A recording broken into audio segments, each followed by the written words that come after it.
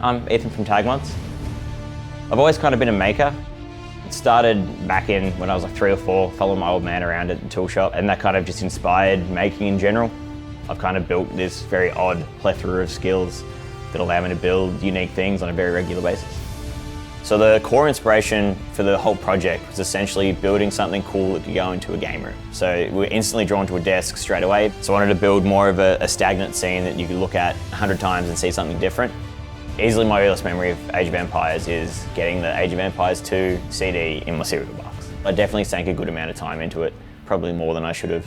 The main scene we were trying to depict was a happy little British village, and then the Romans are invading, and then that led to trying to replicate the perspective in-game. So obviously you have like the kind of godlike perspective. That's when you're sitting at the desk, you're looking down over this little civilization. So we went with a gorgeous piece of apple box timber. And it's actually a rotten piece of timber, so that kind of naturally gives us all those small ailments like that lead to little rivers and puddles that the resin kind of brings out. Basically, everything on the tabletop that isn't green was 3D printed. So all of the buildings, all the people were all printed on a resin printer.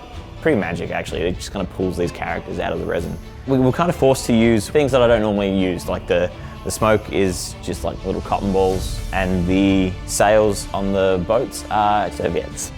And then we got into the nitty-gritty of painting, which was great fun. Given that there's 145 Romans and 40-odd British people. I really just wanted to tell a story in general. I gradually over time noticed different things, like the archers preparing for battle, the trebuchets are being built.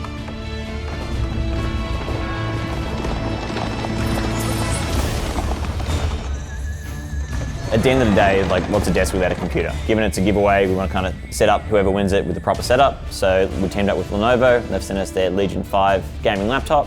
We did a full wrap on the top. The blue represents the fog of war, and you can actually see the top graphical lines kind of faded in the background.